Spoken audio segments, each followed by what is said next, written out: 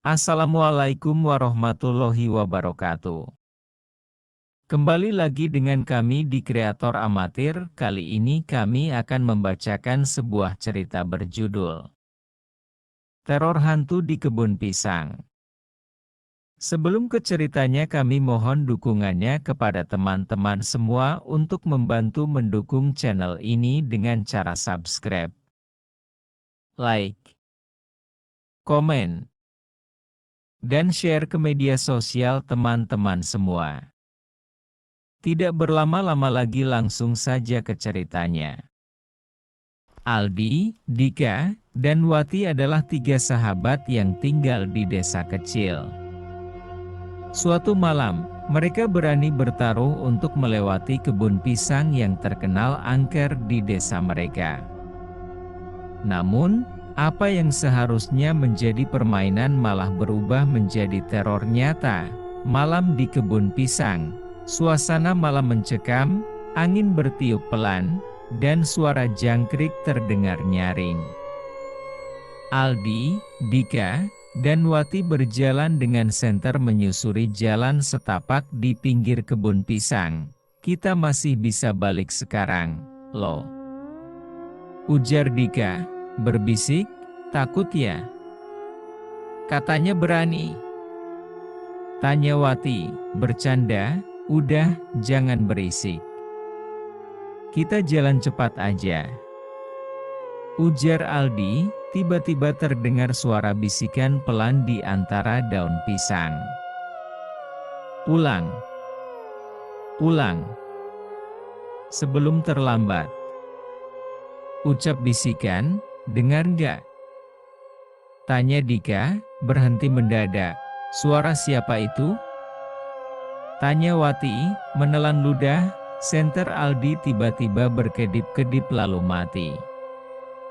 Gelap menyelimuti mereka. Sial, senternya mati, ujar Aldi. Suara langkah kaki terdengar mengitari mereka, tapi tidak ada siapapun. Itu bukan kita yang jalan, kan?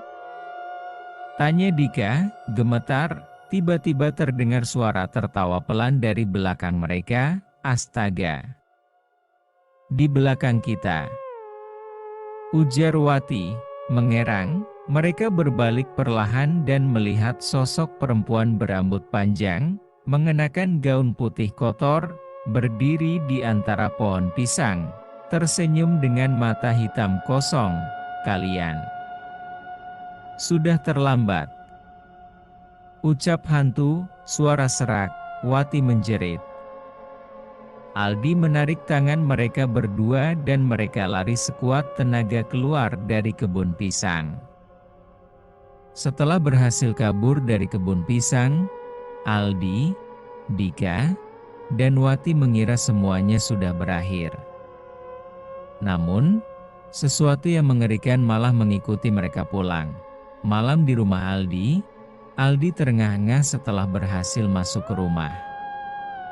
Ia menutup pintu dengan cepat, menempelkan punggungnya ke pintu, mencoba menenangkan diri. Itu tadi apa? Hantu? Tanya Aldi, berbisik. Ponsel Aldi bergetar. Dika menelepon. Halo? Tanya Aldi, mengangkat telepon. Aldi. Wati, kenapa? Tanya Dika, suara gemetar. Kenapa? Maksud lo? Tanya balik Aldi. Dia diam aja sejak kita kabur. Matanya kosong. Gue bawa dia ke rumahnya, tapi dia cuma duduk di kasur, gak ngomong apa-apa, ujar Dika. Gue kesana sekarang, ujar Aldi.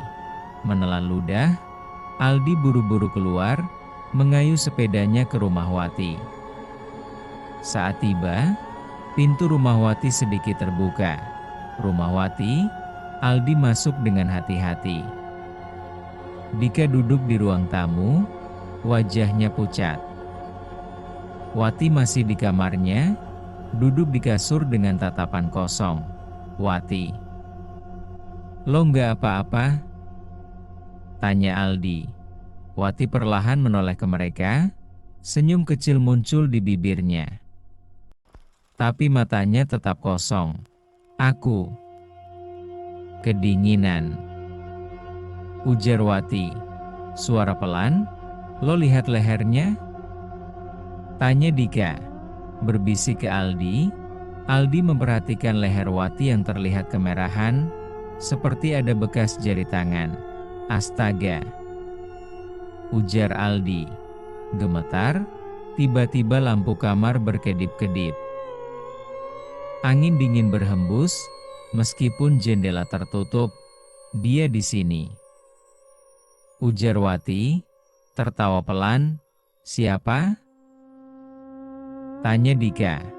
Panik, Wati perlahan mengangkat tangannya, menunjuk ke pojok ruangan. Mereka berdua menoleh dan melihatnya. Sosok perempuan yang mereka lihat di kebun pisang kini berdiri di sudut kamar, menatap mereka dengan senyum menyeramkan. "Kalian tidak boleh pergi," ucap hantu, berbisik. Lampu kamar padam. Aldi dan Dika kini terperangkap dalam kamar Wati, dengan sosok menyeramkan berdiri di sudut ruangan.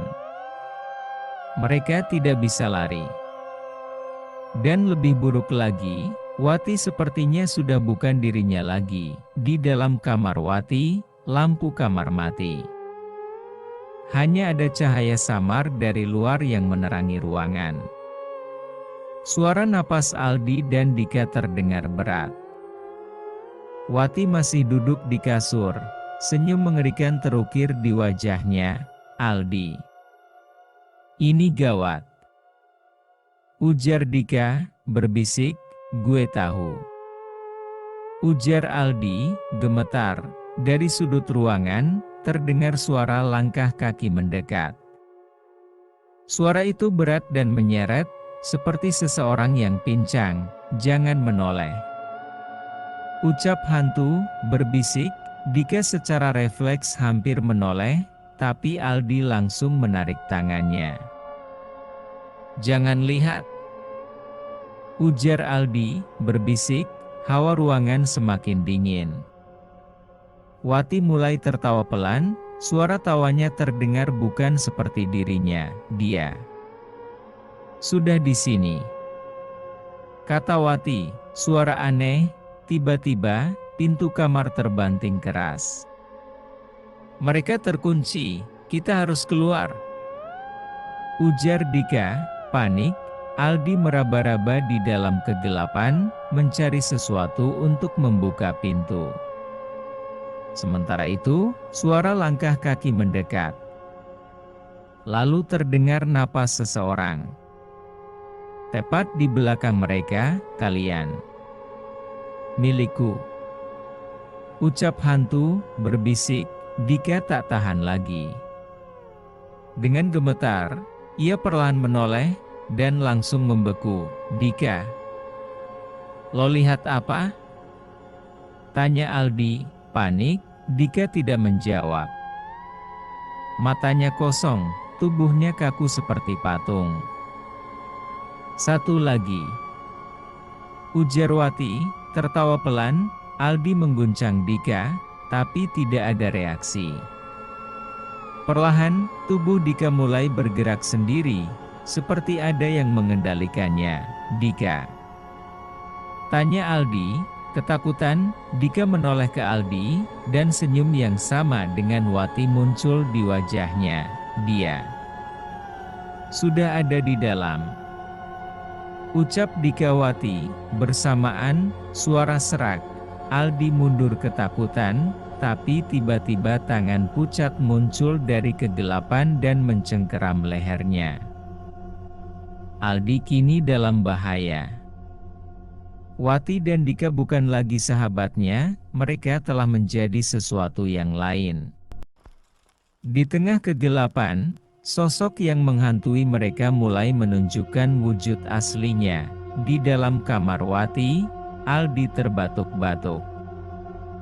Tangan dingin yang mencengkeram lehernya terasa kasar, kukunya tajam seperti cakar. Napas busuk terasa di wajahnya. "Kau tidak boleh pergi," ucap hantu, berbisik.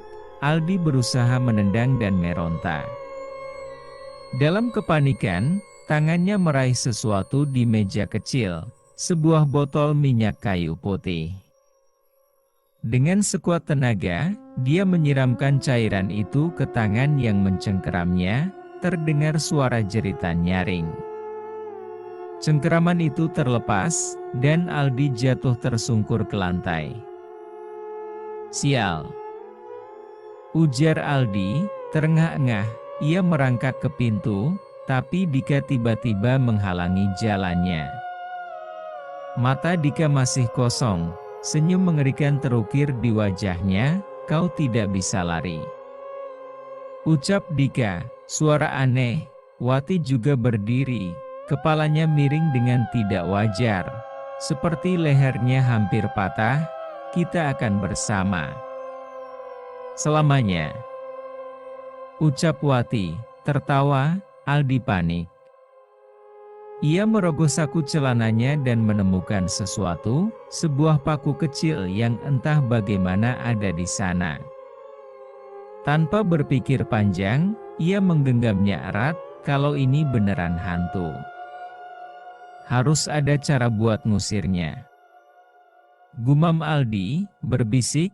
Dari sudut matanya, ia melihat bayangan hitam merayap di dinding. Wujud hantu itu mulai terlihat lebih jelas, rambutnya panjang menjuntai. Wajahnya pucat membusuk, dan matanya hitam kosong. "Ikutlah denganku," ucap hantu, berbisik. Tiba-tiba, dari luar terdengar suara ketukan keras di pintu depan rumah. "Aldi, Dika, Wati, kalian di dalam?" tanya suara dari luar. "Pak Ustaz," tanya Aldi, mengenali suara itu. Mendengar suara itu, hantu itu langsung mengeluarkan jeritan tinggi. Bayangan di dinding bergetar, dan tubuh Dika serta Wati mulai menggigil. "Tidak!" ucap hantu, melengking. Lampu kamar mendadak menyala, dan Dika serta Wati langsung roboh ke lantai, pingsan. Pintu kamar yang tadi terkunci tiba-tiba terbuka sendiri. Aldi segera bangkit dan berlari keluar. Di ruang tamu, Pak Ustaz berdiri dengan wajah serius, memegang tasbih. "Cepat, bawa mereka keluar sebelum terlambat," kata Pak Ustaz, dengan suara tegas. Aldi dengan gemetar menarik Dika dan Wati keluar. Begitu mereka berhasil keluar dari rumah, terdengar suara jeritan panjang dari dalam kamar Wati, diikuti suara benda pecah. Lalu, semuanya sunyi. Aldi, Dika, dan Wati berhasil keluar dari rumah, tapi misteri belum berakhir. Pak Ustaz menyadari bahwa ini bukan sekadar gangguan biasa. Ada sesuatu yang lebih besar di balik teror kebun pisang. Di rumah Pak Ustaz, Aldi, Dika, dan Wati duduk di lantai dengan wajah pucat. Wati masih gemetar, sementara Dika memegang kepalanya yang pusing.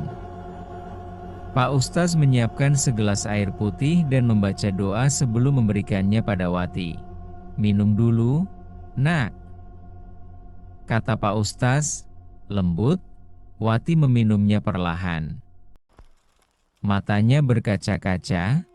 "Pak, itu tadi apa sebenarnya?" tanya Aldi. Suara pelan. "Aku sudah menduga sesuatu seperti ini akan terjadi. Kebun pisang itu bukan kebun biasa," jawab Pak Ustaz, menghela napas.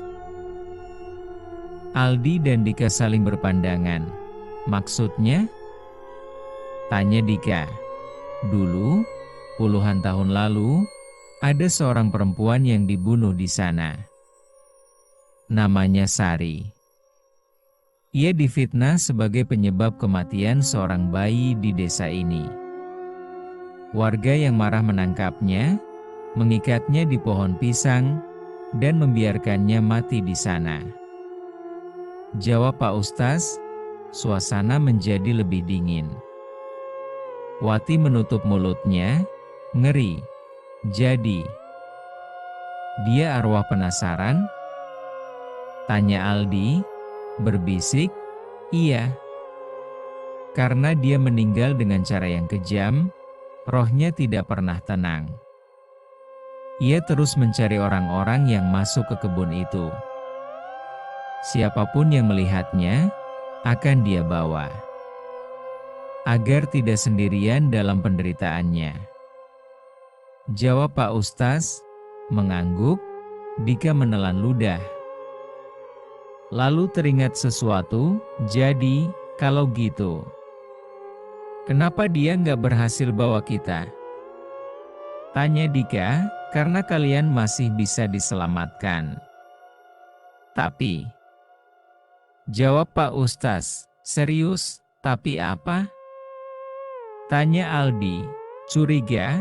Pak Ustaz menatap mereka satu persatu sebelum akhirnya berkata dengan suara berat, hantu itu belum pergi. Ujar Pak Ustaz, ruangan mendadak terasa lebih sunyi. Wati mencengkram lengannya sendiri, Aku masih mendengar suaranya. Ujar Wati, suara pelan, semua menoleh ke Wati. Matanya berkaca-kaca, ketakutan. Dia masih di sini. Di luar. Menunggu. Ujar Wati. Berbisik, Aldi dan Dika langsung menoleh ke jendela. Mereka tidak melihat apa-apa. Tapi di kaca yang berkabut, perlahan muncul bekas telapak tangan yang menekan dari luar. Hantu Sari belum pergi. Meskipun mereka berhasil melarikan diri, teror belum berakhir. Pak Ustaz menyadari bahwa satu-satunya cara menghentikan kutukan ini adalah dengan menghadapinya langsung. Di kebun pisang, tempat semuanya bermula. Di rumah Pak Ustaz, Aldi, Dika, dan Wati masih menatap jendela dengan tegang. Bekas telapak tangan di kaca perlahan menghilang, tapi hawa dingin tetap terasa. Pak, kalau dia belum pergi, terus kita harus gimana? Tanya Dika. Berbisik, kita harus menyelesaikan ini. Kalau tidak, arwah Sari akan terus menghantui kalian.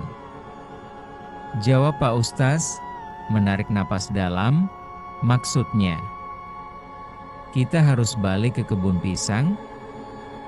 Tanya Aldi lagi, Pak Ustaz mengangguk. Wati langsung menggeleng panik, tidak. Aku nggak mau ke sana lagi.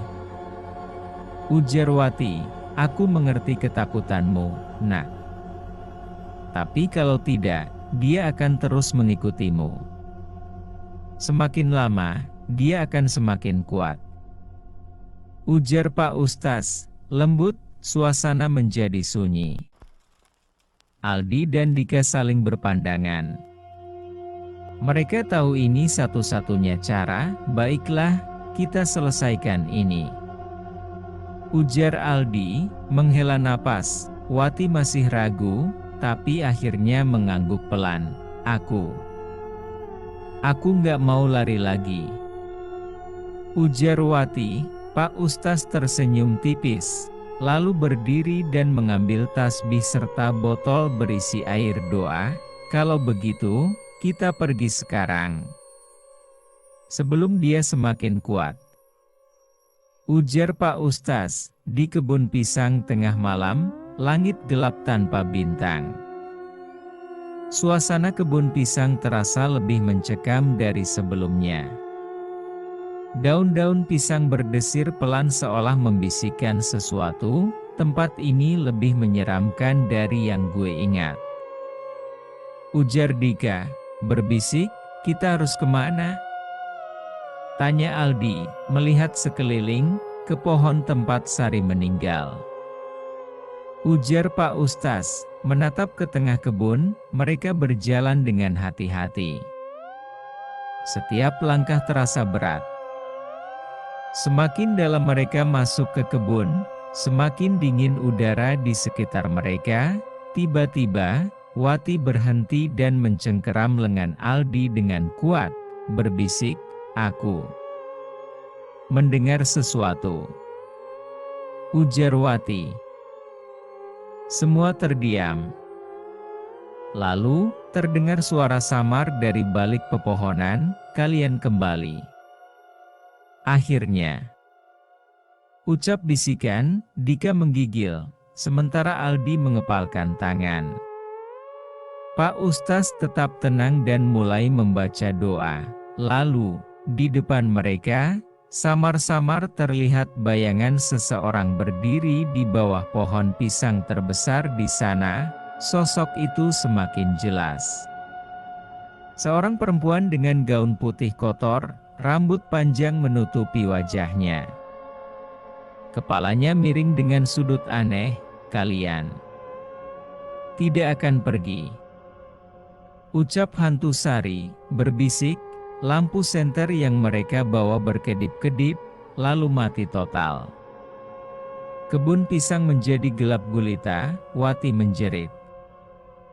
Dika mundur ketakutan. "Pak Ustaz, cepat lakukan sesuatu," ujar Dika, panik.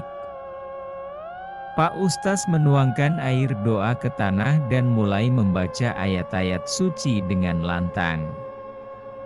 Sosok hantu Sari mulai bergetar, mengeluarkan suara erangan yang memilukan. "Tidak!" teriak hantu Sari, melengking. Tiba-tiba, angin bertiup kencang. Pohon-pohon pisang bergoyang liar. Wati jatuh terduduk, tubuhnya bergetar. Tangan hantu Sari terangkat, seperti ingin meraih mereka. "Kembali ke tempatmu. Jangan ganggu mereka lagi," ujar Pak Ustaz, berseru. Hantu Sari berteriak, suaranya menusuk telinga. Perlahan, tubuhnya memudar, tertarik ke dalam bayangan pohon pisang, lalu hening.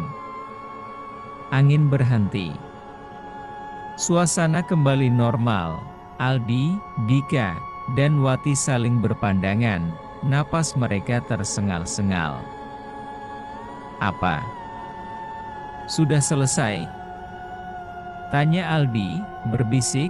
Pak Ustaz menghela napas, lalu mengangguk. "Dia sudah pergi. Untuk selamanya," ujar Pak Ustaz. Mereka bertiga terdiam, masih berusaha menerima kenyataan. Malam itu, mereka berhasil mengakhiri kutukan lama yang menghantui kebun pisang, bersambung. Terima kasih kepada teman-teman semua yang sudah menonton dan menyimak juga mendengarkan cerita ini. Wabillahi taufiq wal hidayah. Wassalamualaikum warahmatullahi wabarakatuh.